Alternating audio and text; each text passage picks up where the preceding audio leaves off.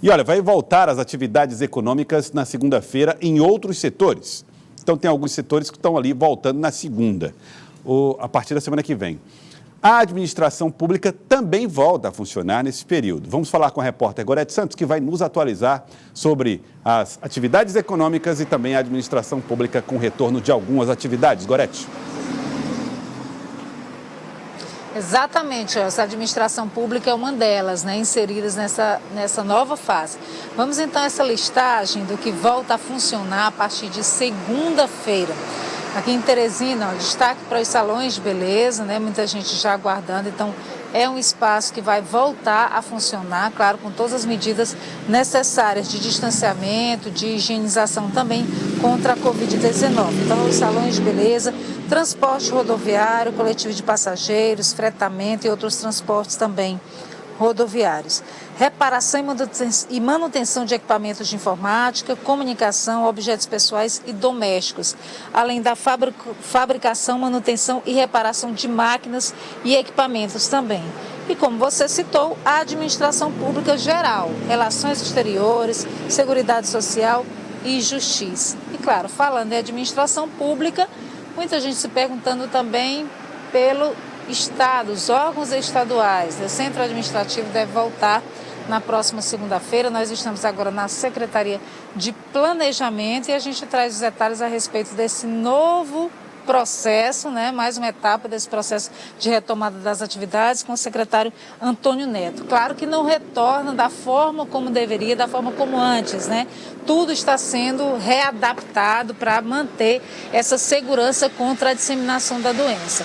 Então, em relação à administração pública estadual, a partir da próxima semana, todas as secretarias, todas as autarquias já retornam às atividades ou vai haver uma abertura gradual? Boa tarde.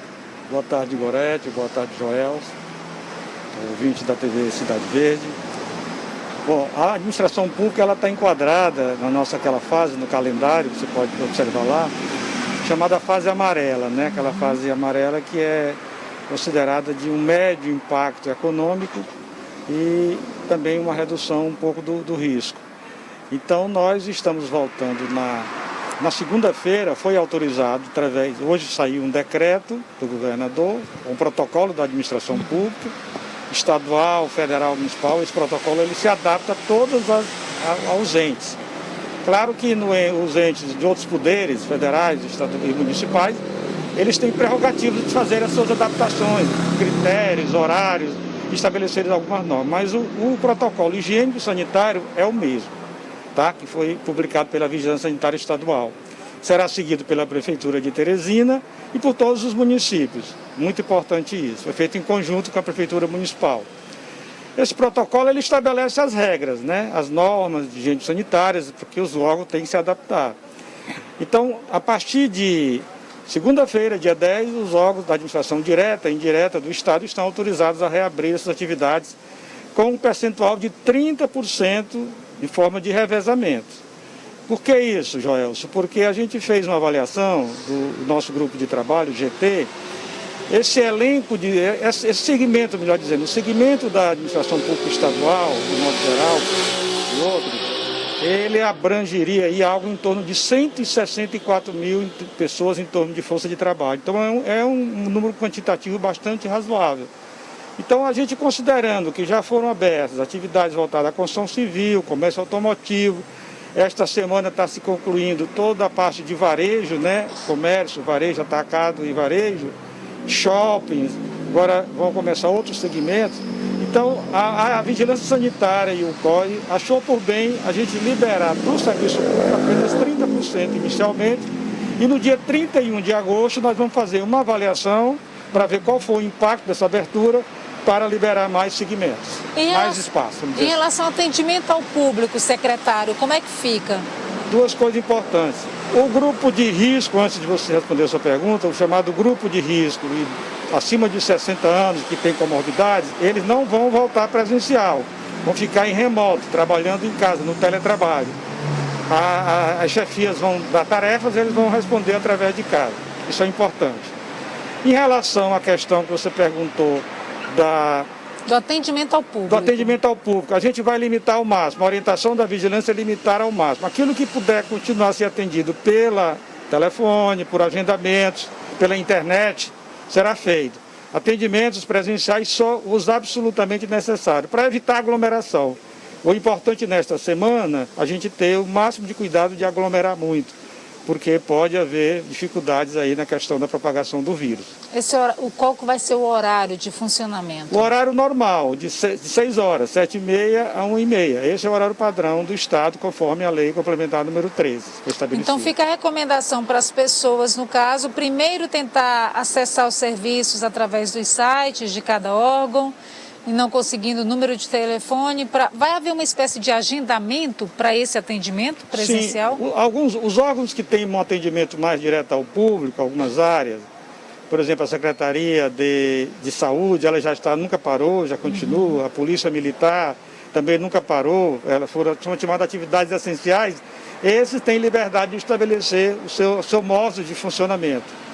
E algumas áreas também que têm atendimento ao público estão avaliando, preparando-se para receber. Então, eles também têm a liberdade, conforme a nossa portaria, que saiu hoje, da Administração Pública Estadual, da Secretaria de Administração, eles têm autonomia para estabelecer essas regras.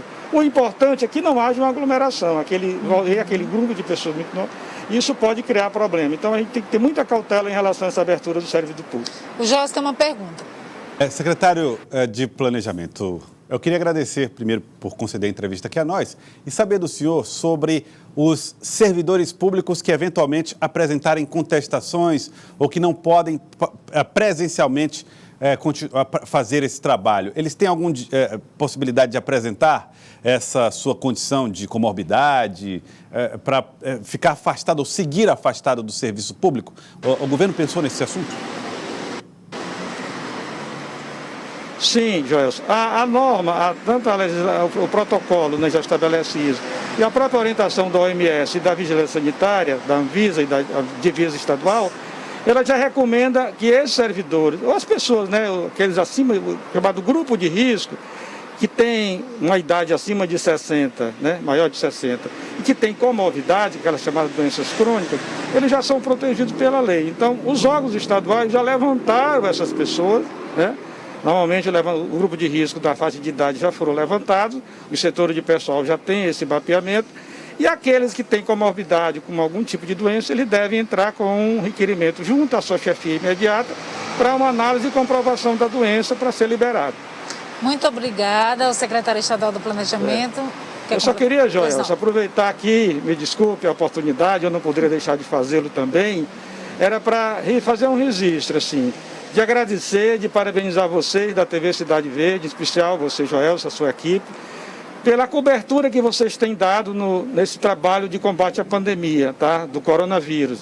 Eu sou testemunho porque eu estou coordenando aí o grupo do próprio Piauí e nós temos recebido todo o apoio de vocês na divulgação dos calendários, divulgação dos protocolos, e isso tem ajudado muito na conscientização da população, tá certo? No entendimento, na questão da orientação para as pessoas manterem o isolamento, respeito à norma de prevenção. Então, parabéns a vocês da Cidade Verde por esse belo trabalho que vocês estão fazendo.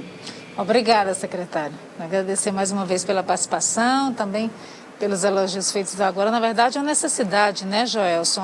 Essa divulgação que a gente faz é necessária, a compreensão da população, do que envolve toda essa problemática da pandemia aqui no estado e, claro, a necessidade de manter todas as medidas de segurança contra a doença, Joelson.